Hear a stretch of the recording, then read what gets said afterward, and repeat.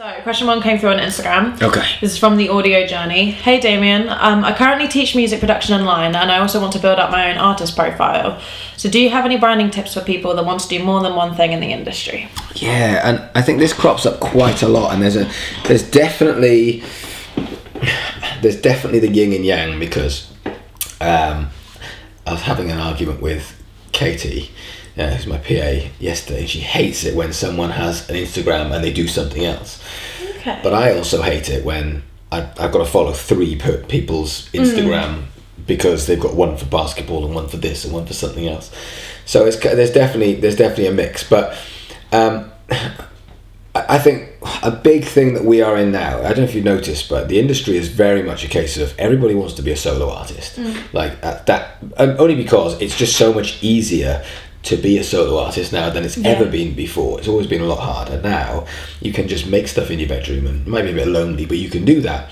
And I think there's more options for people to build up work outside. And I talked to Bruce about this quite a lot. Nowadays we are in a phase in the music industry where the harsh reality is, when you're a musician, a lot of the time you need to have a job to support it. You can I know musicians that are on, musicians that people watching this will go, oh, I know them. Yeah, really, I know them, who work in jobs, like in shops and and really, really good bands. I know a band at the moment who's touring America, a decent sized band that most people would have heard of, and one of them works in a as a waiter in a steakhouse. I know other people that work in record shops and things, because it's very difficult to be consistently sustaining your career.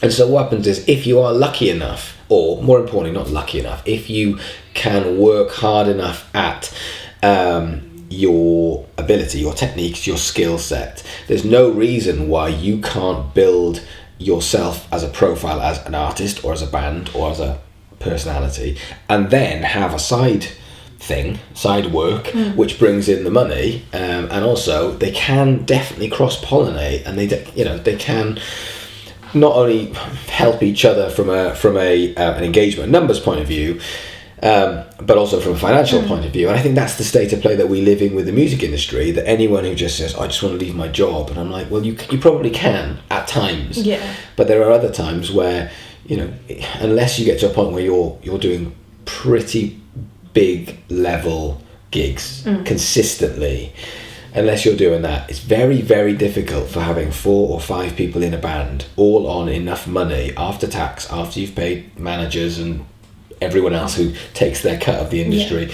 It's very, very difficult for you to make enough money. So therefore you have to have some kind of side hustle, and if you do this properly, there's no reason why your side thing can't actually be attached. So in this case, for example, to be an artist and a producer, that works. Those are things that you can say, well, I can make my money from this, and I know lots of people that do this, that make their money from being a producer, but they're an artist.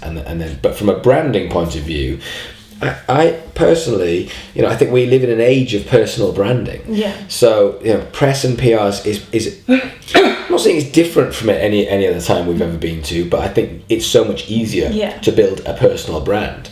And and if we think about our favourite artists and bands and musicians, if they had a side hustle, we'd probably be interested to know about it. I should think. So when a bass player says, oh, I'm going to do lots of bands who are doing well will have like a kind of a small extra band on the side, which is like their kind of release from being in this big project. It doesn't always have to be kept separate, really. It can definitely cross-pollinate. But I think the big part of this, it comes down to personal branding, especially if you're an artist as opposed to a band, because you hold all of the keys. So building yourself up as an artist can definitely promote yourself as a producer, as long as your production works good, and vice versa.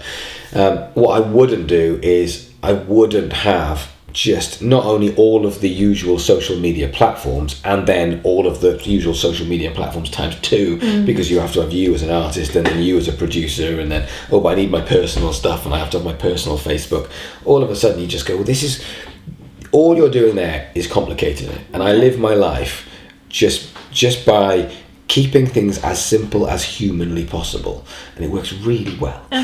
Don't complicate things. Keep it as simple as possible. And so if it was No, actually, I just think you can. I think you can do that. I don't agree. I think you can actually. You think you can merge both? I think you can. Yeah. I don't. I think if you're an interesting person and you've got something to say, I think people will come with you on that journey. Does it risk muddling what the product is that you're essentially selling? At all, do you think for a kind of new coming fan?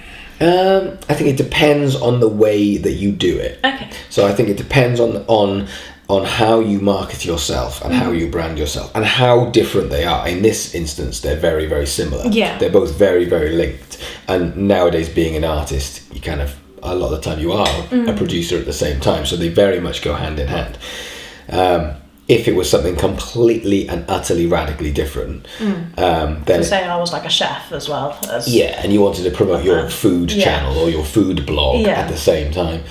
But even then, I still think there's ways of doing it because I think so because obviously we've known each other for a while, so therefore I'm personally invested in you. But that's what social media is about. There's certain people I'm emotionally invested because I've seen enough of their content and I like it.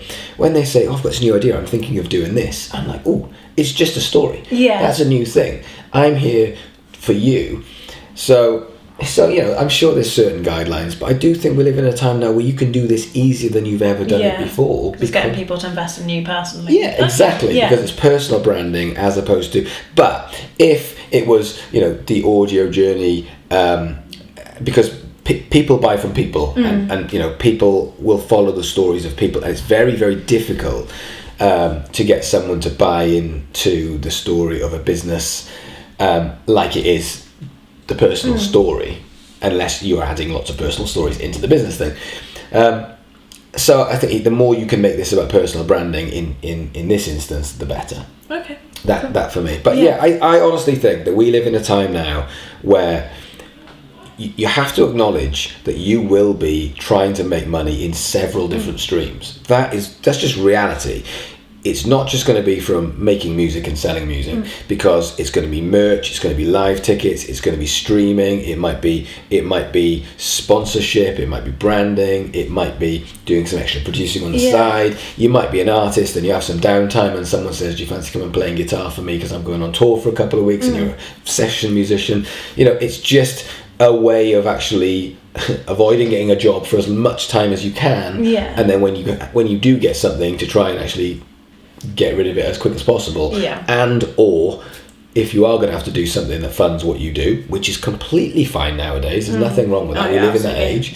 If that's the thing, then to actually work towards something that you enjoy doing, rather than something that you hate and you go, "I hate doing this work, but I work for the band." It'd be much, much better to say, "No, this is really good, I really like this, and it helps this bit of it." Okay, cool.